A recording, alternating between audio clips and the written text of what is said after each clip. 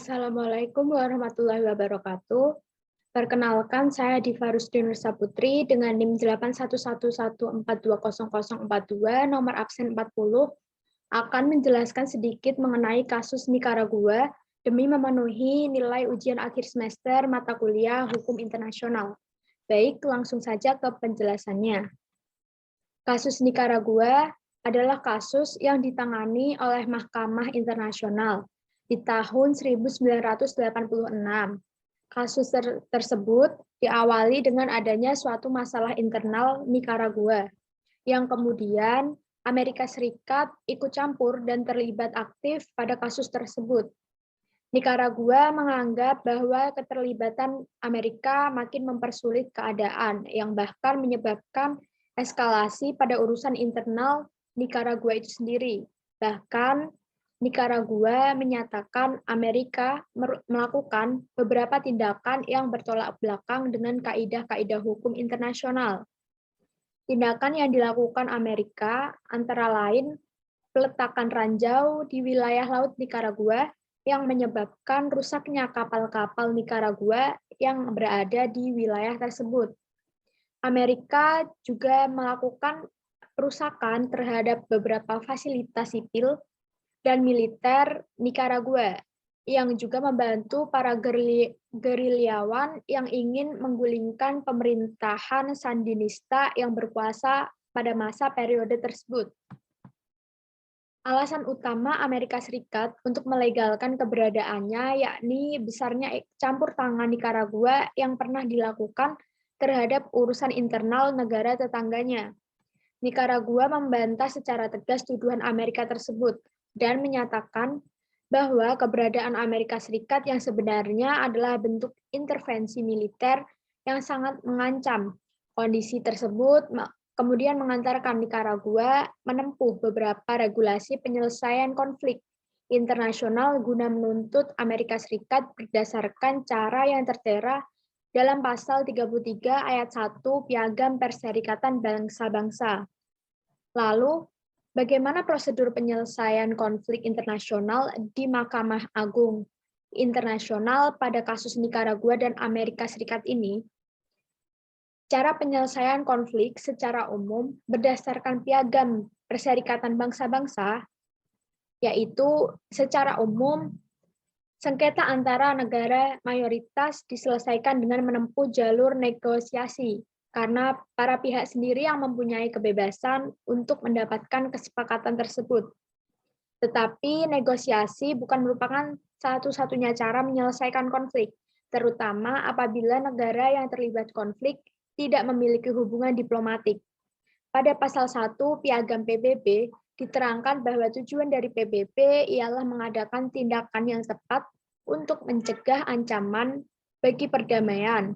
Sebab setiap konflik sebaiknya dituntaskan dengan cara damai sesuai dengan hukum internasional dan prinsip keadilan, supaya tidak mengganggu perdamaian.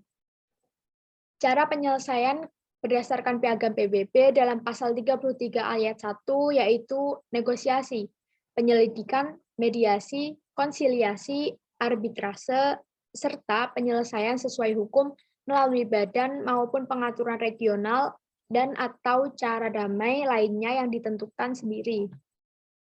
Selanjutnya, apa saja sih langkah-langkah yang telah ditempuh Nikaragua dalam menyelesaikan kasus ini? Pada tahun 1982, Nikaragua menempuh jalur konsiliasi dan jalur mediasi. Setahun setelahnya diadakan pertemuan negara-negara di Amerika Tengah atas inisiatif Contadora Group, sehingga mampu disusun suatu draft agreement yang berjudul Contadora Act on Peace and Cooperation in Central America dari tahun 1984 hingga tahun 1986. Dewan Keamanan PBB terus aktif mengadakan pertemuan terkait dengan protes yang dilakukan oleh Nikaragua. Kegagalan dari segala upaya tersebut menyebabkan Nikaragua memilih untuk mengajukan permohonan penyelesaian konfliknya ke Mahkamah Internasional pada tahun 1986. Konflik ini diproses oleh mahkamah berdasarkan yurisdiksi sesuai dengan pasal 36 ayat 1 Statuta Mahkamah Internasional, bahwa mahkamah berwenang mengatasi perkara-perkara yang diajukan, terutama yang ditentukan oleh Piagam PBB. Pada tuntutan Nikaragua menyatakan beberapa hal, yakni Amerika melanggar kewajiban hukum internasional, bahkan tetap melanjutkan pelanggarannya itu, mengatakan bahwa pelanggaran yang dilakukan oleh Amerika menyebabkan kerugian pada pihak-pihak Nikaragua, serta mengharuskan Amerika mengeluarkan ganti rugi sejumlah uang sebesar 370.200.000 dolar. Pada proses ini, Amerika menyatakan bahwa Mahkamah Internasional tidak mempunyai yurisdiksi dalam hal ini karena Nikaragua tidak pernah tercatat dalam Protocol of Statuta Permanent Court of International Justice, yaitu bagian dari pendahuluan mahkamah yang mengatur masalah yurisdiksi mahkamah.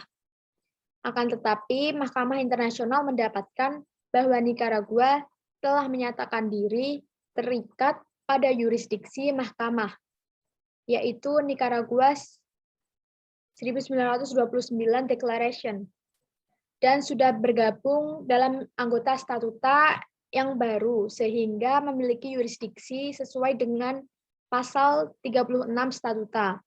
Hasilnya, di tahun 1986, Mahkamah memberikan keputusan terhadap konflik bahwasannya Amerika telah melanggar hukum internasional, terutama pada Nikaragua, sehingga harus mengeluarkan ganti rugi. Namun, Amerika masih saja kokoh pada penolakannya, sehingga Nikaragua tidak mendapatkan ganti rugi sepeser pun. Dapat disimpulkan dalam konflik Nikaragua ini, yaitu konflik hukum yang berada di bawah yurisdiksi Mahkamah Internasional.